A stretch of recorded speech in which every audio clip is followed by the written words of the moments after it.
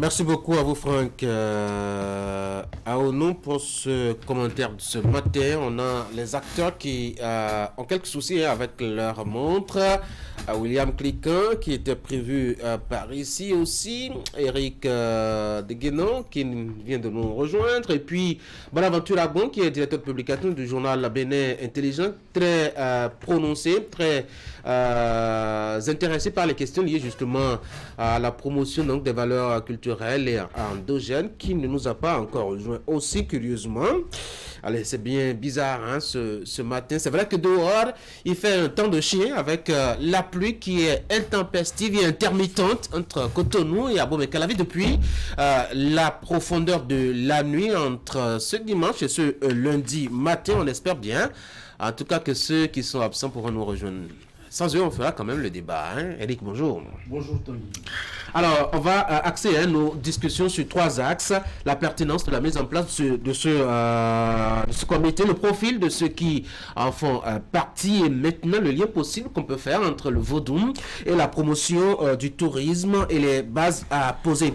En quoi est-ce que le comité de cette nature est-il pertinent pour mettre en lien le vaudou et le tourisme, Eric? Je pense que la mise en place de ce comité répond déjà à une vision du gouvernement de développer le tourisme, notamment celui porté sur la religion. Nous savons que s'il y a une chose qui caractérise le Bénin, c'est le vaudou.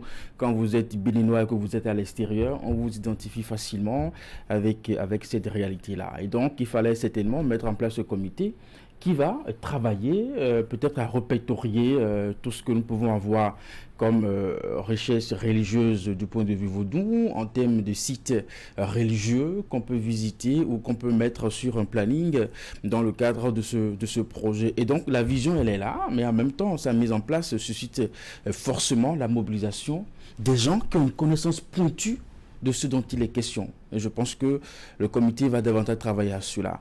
Ailleurs, cela se fait bien. Vous savez, des gens sont capables de sauter dans un avion, réserver des hôtels pour aller visiter la cathédrale Notre-Dame de Paris, qui a subi ce fâcheux incendie. Nous avons vu l'émotion qui a gagné le monde à l'image de cet incendie à la télé, quoique donc c'est un site qui intéresse vraiment beaucoup de personnes. Des gens sont capables d'aller à Rome, visiter la place de Saint-Pierre, quand bien même ces personnes n'ont rien à voir avec la religion catholique, juste pour aller visiter ces infrastructures, l'espace qui est là. Voyez-vous, pareil également en Asie, on peut aller voir les plus vieux monastères du monde en Chine ou peut-être aussi en Inde. Donc, je pense que autant d'endroits que des gens vont visiter pour essayer de se ressourcer, ne serait-ce qu'une fois dans leur vie, dire ah non, j'ai mis pied aussi dans cet endroit. Donc je pense que nous pouvons aussi donner de la valeur à ce qui est également de chez nous, qui est le vaudou, qu'on peut d'abord débarrasser de cet aspect cultuel. Je pense que c'est pas de ça qu'il est question. On ne demande pas aux gens de devenir adeptes de telle divinité en venant visiter ces sites. Donc il y a forcément un travail qu'il faut faire avec les acteurs. Quels sont les aspects qu'on peut mettre à la disposition du public? On va explorer tout cela tout à l'heure. Allez, présentons déjà un peu où explorons ensemble les atouts de ce comité qui est mis en place. Est-ce qu'il a vraiment un intérêt singulier, Franck? Oui, je pense que dans la recherche des personnes qui peuvent faire le job, je crois que le chef de l'État est tombé sur la crème des crèmes. Ceux-là qui, c'est vrai, sont dans le monde intellectuel, mais qui s'investissaient déjà dans les recherches, dans la culture liée au vaudou et qui ont même eu à écrire des livres, qui ont fait des recherches, qui ont fait beaucoup de travaux sur le vaudou. Bon, je pense que dans la constitution du comité, c'est déjà un pari gagné. Ce sont des gens bien avertis. Maintenant, un intérêt pas singulier, je pense. Est-ce que le comité a quelque chose sur lequel il peut s'appuyer déjà pour justement atteindre l'objectif qu'on lui a assigné? Oui, parce qu'il y a de la matière. La matière, ce sont les richesses liées au vaudou que nous avons. Maintenant, où est-ce qu'il faut rechercher ces richesses-là? Parce que vous et moi, il y a des choses que nous ne maîtrisons pas, bien qu'étant béninois, dans le vaudou, qui sont quand même des valeurs qu'on peut exposer à des étrangers qui viennent pour leur dire, écoutez, ça, voilà notre identité, ça, c'est de telle région, c'est de telle ou telle zone. Et donc, il y a de la matière. Maintenant, comment mettre en valeur cette matière-là? C'est la grosse question. Sinon, je crois que le chef de l'État qui a mis en place le comité lui donnera les moyens certainement. Il y a de la matière. Maintenant, il faut de la volonté. La volonté et surtout de l'innovation au niveau de ce comité. Que ce ne soit pas un comité de plus que l'on va mettre sur pied, comme les comités que nous connaissons. On prend les primes et puis au finish, on n'a pas véritablement le résultat. Parce que le résultat là, c'est bien entendu apporter un plus à l'économie. Quand on parle de tourisme, c'est un pan de l'économie. Il faut apporter une plus-value et il faut apporter des gains à l'économie nationale à travers ce domaine-là. Alors, on va parler maintenant, on va aborder le deuxième axe de ces discussions-là, le profil de ceux qui ont été désignés. C'est vrai que vous avez commencé à les baucher, c'est quand même des enseignants du supérieur, c'est quand même des acteurs bien imprégnés de la chose culturelle et vaudou précisément. Mais est-ce que cela suffit vraiment pour arriver à faire le lien et à créer l'espace qu'il faut pour favoriser le tourisme? Donc, vous avez très bien posé la question. Ça ne suffit pas du tout. Pas du tout. Alors, moi, je sais par exemple que dans le nord du Bénin, il y a des divinités que des gens ici dans le sud ne connaissent pas. Alors, lorsque nous prenons des têtes pensantes, nous prenons des gens qui sont bien avertis de la chose, il faudrait qu'à la base, qu'on puisse aller rechercher ceux-là même qui sont les gardiens, les dignitaires de ces couvents-là et qui ont la possibilité de révéler au comité les disparités qu'il y a entre le vaudou, par exemple, du nord et le vaudou du sud.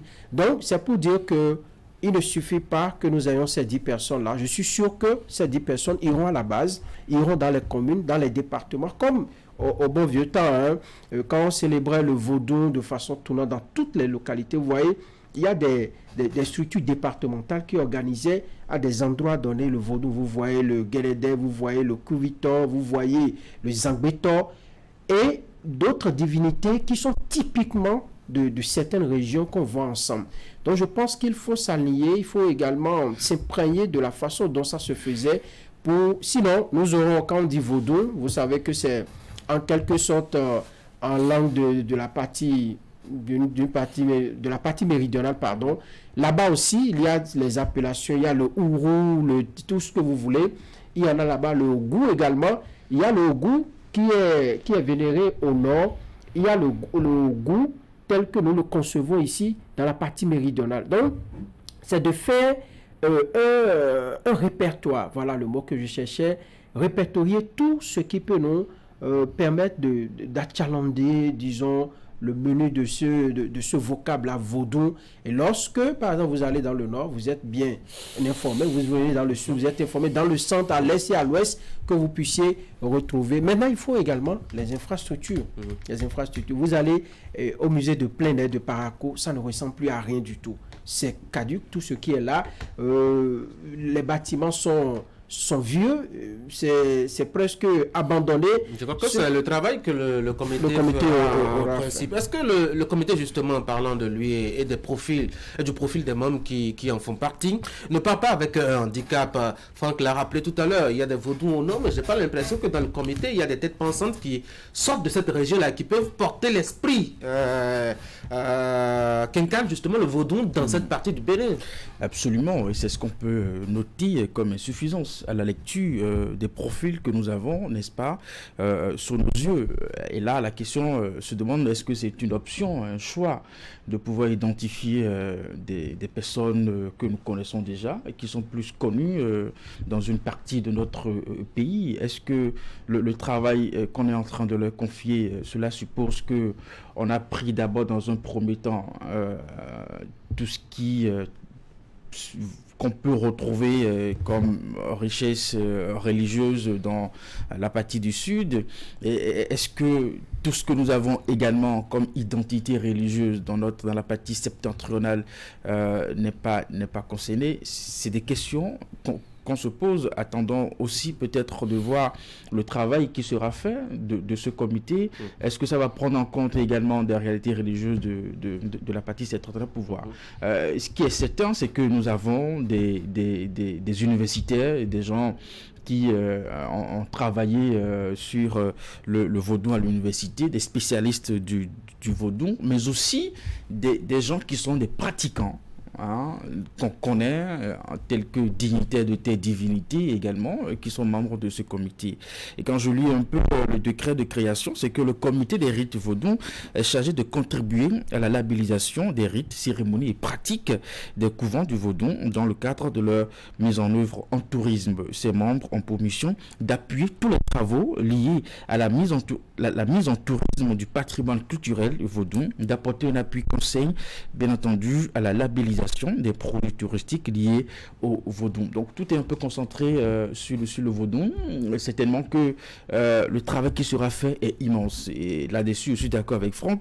Il faut aller étape à étape. Il faut répertorier vraiment tout ce qu'il faut répertorier.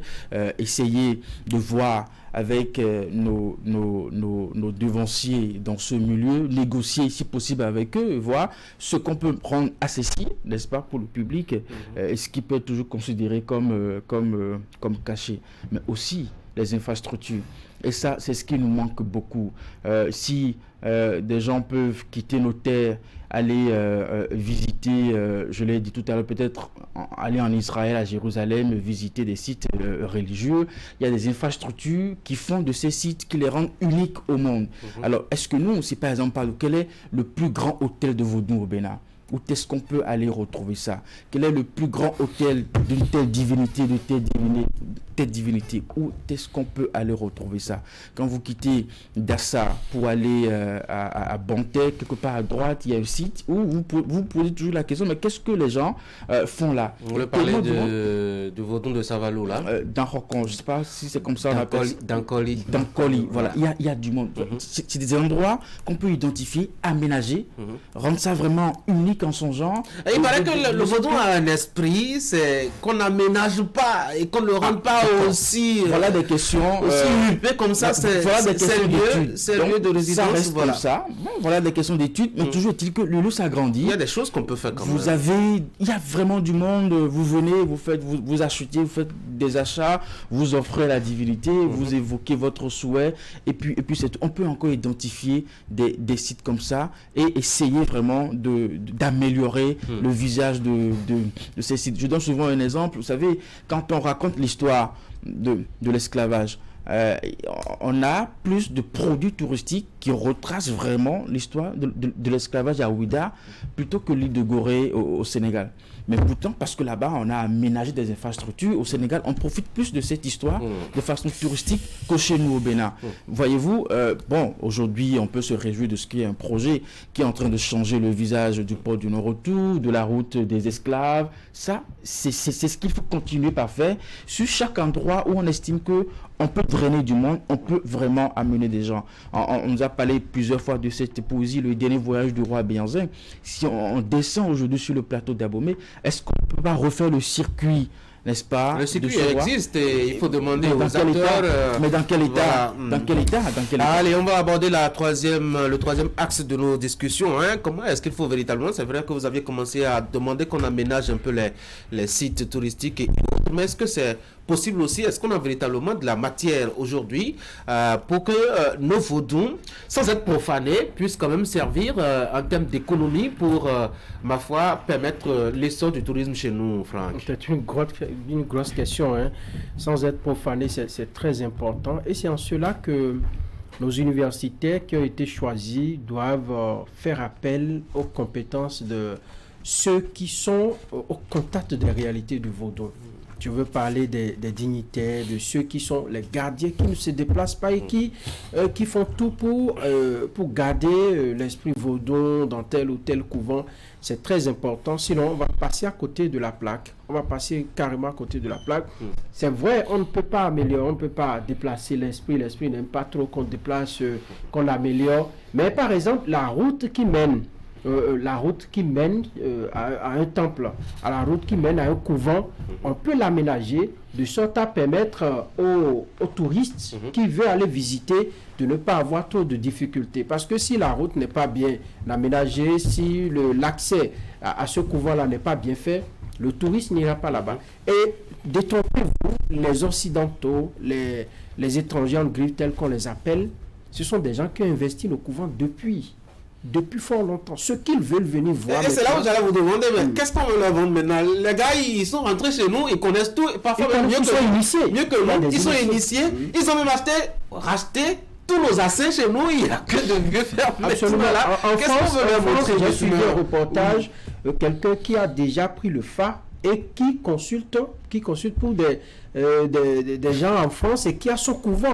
Et qui est français. Qui est français de père et de mère, mais qui est venu se faire initier au Bénin, qui est reparti avec... c'est satanique, qui est reparti avec tous les attributs. Et là-bas, il consulte pour des gens et il a la possibilité de faire tout ce que nous voyons ici. C'est pour vous dire qu'on ne veut pas apporter... On ne veut pas véritablement leur dire ce qu'ils ne savaient pas. Ils savent déjà, mais pour des touristes qui veulent venir voir, il faut qu'il y ait véritablement quelque chose d'attrayant. Oui, rapidement, le temps que je pense que c'est à la fois pour des visiteurs, mais aussi pour nous aussi béninois qui profiteront certainement de ces infrastructures pour redécouvrir les richesses de chez nous. Alors qu'un étranger soit introduit dans nos couvents, entre-temps, il a été adepte, on l'a initié. Certainement, il a suivi un processus et puis il devient adepte de cette divinité. Oui, justement, nous aussi, on nous a apporté la religion catholique. Et puis, des gens acceptés cette foi sont devenus des prêtres, des archevêques, ainsi de suite. Donc, je pense que là-dessus, ça ne va pas nous empêcher de labelliser nos produits religieux de sorte à les présenter au goût du jour comme étant des identités uniques à visiter. Et je pense qu'entre cette époque et la date d'aujourd'hui, les choses aussi ont évolué. Donc il y a forcément un intérêt pour un visiteur d'aller voir dans un couvent de revenants, bien entendu, les tenues, comment est-ce que ça se passe. Et là-dessus, on insiste d'abord, et c'est là que la tâche sera difficile. Comment on peut faire la part des choses entre ce qui est culturel et ce qui est culturel, ce qu'on peut mettre, n'est-ce pas, à disposition du public, parce que nous savons qu'il y a tellement d'interdits également dans ce milieu qui fait que beaucoup de personnes n'ont peut-être plus envie même d'aller visiter ces endroits. Bonaventure Abon qui nous a rejoint, directeur de publication du journal Bénin Intelligent, très intéressé par les questions liées justement à ce domaine-là. Bonjour, merci d'être là. Quelques soucis certainement pour nous rejoindre à l'heure. On a discuté, c'était prévu 3 axes et on a évoqué déjà les 2 premiers. On était sur le 3e quand vous nous aviez rejoint. On a parlé de la pertinence de la mise en place de ce comité. Qu'est-ce que vous en dites? Oui, la pertinence de la mise en place de ce comité n'est plus à démontrer. Vous avez parlé tout à l'heure de ces blancs-là qui auraient racheté même nos assins, tout ça. Oui, ça veut dire que dans le secteur, le trafic illicite a longtemps régné, par exemple. Et il faut comprendre, pour ce projet, il faut comprendre la vision globale du gouvernement pour mieux cerner les choses. Depuis que le gouvernement est là, il y a un travail d'assainissement qui a commencé par être fait. Je prends la loi qui a été votée pour protéger le patrimoine. Avant, vous pouvez prendre un assin, le vendre dans le circuit informel n'importe comment. Aujourd'hui, il y a une loi désormais au Bénin qui protège le patrimoine. Et la police, la douane, tous ceux qui ont été sensibilisés ont suivi des formations désormais pour contrôler ce qui sort du pays. Pour traquer désormais le patrimoine culturel qu'on aurait peut-être caché sous d'autres produits et exporté. C'est du légal. Voilà, donc désormais il y a un travail de protection déjà sur ce volet de la loi législative. Il y a déjà une loi qui protège le patrimoine. Donc même si un Béninois continue dans le trafic aujourd'hui, il est dans l'illégalité et on peut le prendre à tout moment. Donc cette question-là est réglée. Alors concernant les Blancs qui auraient déjà tout et qui seraient plus initiés même que nous, il faut comprendre que la résultante de ce trafic dont nous avons parlé a pris par là également. Et on ne peut pas interdire aux touristes en quête de sensation, en quête de connaissance, d'aller dans les couvents. Le gouvernement, lui, n'est pas là pour promouvoir le vaudou en tant que religion, mais le vaudou en tant que opportunité de révéler le Bénin en tant qu'opportunité touristique, le vaudou en tant qu'identité, parce que quand vous allez à l'extérieur du pays, lorsqu'on parle du vaudou, bon, tout le monde connaît le Bénin. C'est quand on est en matière commerciale. La connotation n'est pas très intéressante. Hein. Non, la question de la connotation, oui. La question de la connotation relève d'une construction idéologique. Ce ne sont pas les Béninois qui ont diabolisé le vaudou. Ah ouais? La question de la connotation est d'abord venue des missionnaires, des pasteurs, des ethnologues et autres anthropologues européens qui avaient besoin d'arguments pour justifier l'entreprise, le projet de civilisation, de mission civilisatrice. Donc ce n'était pas leur discours et de diabolisation de vaudou n'était pas d'abord destiné aux Béninois. C'était d'abord destiné au public occidental pour lui dire que oui, ce que nous allons faire en Afrique était pertinent. Alors on a parlé du profil, les gens de la sauvagerie. Des membres du comité aussi. Comment vous le trouvez? Et par rapport à leur profil, je trouve que tout est réuni. Vous avez des intellectuels, des universitaires qui sont à la fois pratiquants. Je prends le cas du professeur Dodi Amouzovi, qui est universitaire, professeur titulaire de sociologie religieuse. Vous avez le professeur Marion Kakbo, qui est d'ailleurs le président de ce comité, qui est Bokono, ce qu'on traduit en français, prêtre du phare. Vous avez Togbe Yedi, qui est artiste et qui est aussi dignitaire. Vous avez Rounon, Bembeza. Donc, c'est des gens qui connaissent le métier, qui savent ce qui peut être présenté au public, ce que le public ne peut découvrir que dans l'intimité des couvents. Donc, moi, je pense que ce sont des sachants, ce sont des gens qui connaissent le vaudou jusque dans son intimité. Seulement qu'on a l'impression que c'est, enfin, ceux qui connaissent ou les sachants, comme vous le dites, n'appartiennent qu'à la partie méridionale et qu'il n'y a pas de vaudou au nord du Bénin. Quand on voit le comité, on n'a pas l'impression que cette partie est présente. Permettez-moi de ne pas rentrer dans un débat régionaliste. C'est pas régionaliste. Quand on veut révéler quelque chose, oui, on le prend sur l'ensemble du territoire national. Parce qu'il y a des vaudous aussi au nord. Et sans forcément soupçonner des limites à la connaissance de nos grands cadres comme le professeur Maonyo Kakpo ou si vous voulez Dodi Amouzovi, il y a que ils ont besoin aussi de savoir et de rester dans l'esprit du vaudou du nord. Ce qu'ils n'ont pas forcément. Moi, je pense que le gouvernement n'a pas besoin de nommer des intellectuels, des pratiquants dans tous les coins du Bénin, mais de faire intégrer les responsables, les dignitaires de tous les coins du Bénin avant de faire avancer la cause. Il n'est pas dit que le travail est concentré seulement au niveau du comité. Ce comité-là, je ne sais pas trop comment ça va se passer, mais ce comité-là peut sortir et aller à la rencontre d'autres acteurs et les écouter. Dernier tour de table. Selon moi, on ne va pas en faire un problème. Dernier tour de table donc. Ce que Biobigo ne sera pas de cet avis. Ça c'est clair. Lui, qu'on connaît vraiment très attaché aux valeurs religieuses de la pâtisse patronale. Donc, moi je continue par croire que c'est une insuffisance qu'il faut régler. Si tant est que le projet doit être porté sur des réalités religieuses, sur l'ensemble de notre territoire, il faut faire en sorte que à chaque coin de notre pays, qu'on puisse trouver des personnes en mesure de jurer de ce qui est là est rituel, ce qui est là, voici. Parce que ça n'est pas la même chose. Moi, je suis resté un peu dans le nord. Ça n'est pas la même chose. Il y a forcément une différence d'approche, même de point de vue qu'un universitaire peut avoir par rapport à telle dignité. Encore que nous sommes dans un domaine un peu complexe où il est question de rites, de traditions et tout ça. Donc je pense qu'il faut tenir compte de ça. Comme je l'ai dit, c'est peut-être là, dans un premier temps, ce comité qui a été constitué pour faire un travail, peut-être d'abord dans cette partie de notre pays, avant peut-être d'évoluer encore un peu plus loin. Mais toujours est-il que, comme l'a dit Bonaventure, la cause elle est juste. Nous avons le potentiel qu'il faut révéler. D'autres l'ont fait ailleurs, nous devons le faire aussi. Et je vous l'ai dit encore, pour ça, des gens sautent dans un avion pour aller regarder l'éléphant qui en est considéré comme un dieu.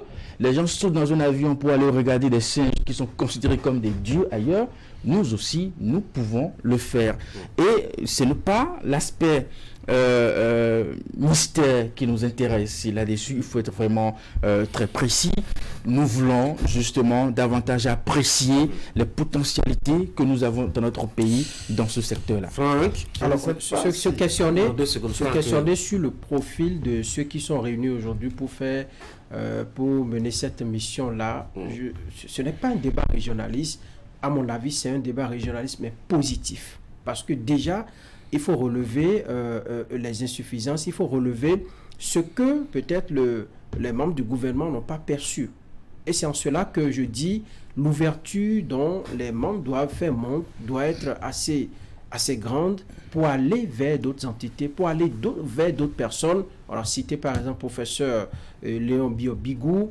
Il y en a encore dans le septentrion qui connaissent. Vous allez dans l'Atakora, eh bien, vous allez en milieu Peul, vous allez en milieu Tchabé, vous allez en milieu Yoruba, mais vous allez découvrir des choses. Le milieu griffe Somba comme on dit, sinon voilà. les Natemba. Vous allez à la frontière même du Bénin avec le Burkina. Mais vous allez voir des choses. Avec les gourmandiers, par exemple. Les gourmandiers. Donc, il va falloir que pour saisir tout ça, pour saisir les réalités de ces entités, il va falloir avoir des gens véritablement avertis. Qui sont imprégnés. Qui sont imprégnés. C'est pour cela que je dis, il faut aller piocher, il faut qu'ils fassent le travail. Parce qu'à la longue, vous allez écouter, nous, on n'a pas été associés. Nous, on n'a pas senti des gens venir vers nous. On n'a pas senti, si on n'a pas, ça va être un frein pour l'évolution de la mission de ce comité. Oui, tout à fait. Moi, si on devrait, comme je le disais tout à l'heure, trouver des cadres dans tous les coins du Bénin, vous aurez à la fin un comité pléthorique. Et ça peut constituer en même temps un frein, une menace pour le travail qui est... Comment est-ce que le comité peut corriger cela? Oui, c'est déjà d'aller vers les gens, d'aller vers les pratiquants, de ne pas s'enfermer dans les bureaux climatisés à Cotonou pour dire qu'on a fait un travail sur le Vaudon. Le Vaudon, ce n'est pas dans les bureaux climatisés à Cotonou. Il faut pouvoir sortir, aller à Ouida, aller au nord, rencontrer les acteurs et leur expliquer la vision du gouvernement pour dire voilà ce que le gouvernement prévoit de faire dans tel secteur. Voilà l'objectif. Il faudrait que vous y contribuiez. C'est déjà ça. Pour que les gens sentent que oui, ce projet... J'ai été approché à un moment donné et voilà les objections éventuelles, voilà les apports que j'avais faits en son temps. C'est très important. Alors, je voudrais revenir, je ne sais pas si je serai en rade, sur la question de la labellisation. Oui, rapidement. La labellisation, parce qu'il y a eu des craintes, par exemple, concernant la désacralisation de certaines pratiques. On a vu des gens rentrer et sortir des couvents comme si c'était la chambre à coucher. Voilà. Et donc, voilà. Pourquoi il faut insister sur le terme de la labellisation? Il faut labelliser parce que ce qui est à présenter au public, c'est ce qui est filtré. Ça ne veut pas dire qu'il y a des pratiques qui sont rétrogrades ou qu'on est en train de jeter aux oubliettes. Non. Juste que le gouvernement veut assainir le secteur. Le gouvernement a un objectif donné. Et le public, celui qui vient du Cameroun par exemple, qui a une sensibilité en griffe basse, lorsqu'il vient en tourisme religieux au Bénin et que vous lui présentez par exemple des scènes de sang, des scènes de flagellation, or vous ne connaissez pas la psychologie de ce touriste-là, est-ce que vous voulez vraiment l'amener? Il ne va pas tomber en septembre. Voilà. Est-ce que vous allez l'amener à revenir au Bénin l'année prochaine? Donc, c'est rendre, c'est présenter, avoir sur des critères donnés, parce que la labellisation répond à des critères. Le comité doit s'asseoir pour dire, voilà, sur la base de tel critère, nous retenons telle et telle pratique, telle et telle scène qu'on peut présenter, parce que le vaudou, moi, je suis au Bénin, j'assiste à des scènes quotidiennement. Donc quand je vois des scènes de sang, de violence en griffe, moi ça ne me dit plus rien. Mais est-ce que nous sommes sûrs que le touriste qui vient au Bénin est à ce même niveau de compréhension des choses que nous? Non, donc c'est pourquoi il faut labelliser, il faut faire un travail pour dire voilà ce que nous présentons, pour motiver le public à toujours avoir soif de connaissances et à venir chez nous chaque année. Merci beaucoup, cher monsieur. C'est vrai que le temps il est parti. Merci d'avoir contribué à ces échanges. William Cliquant nous aura manqué. Hein. Je ne sais pas si c'est parce qu'il est pasteur. On va lui poser la question. On va lui poser la question de réalité. Mesdames et messieurs, voici le résumé des faits de l'actualité de la semaine écoulée.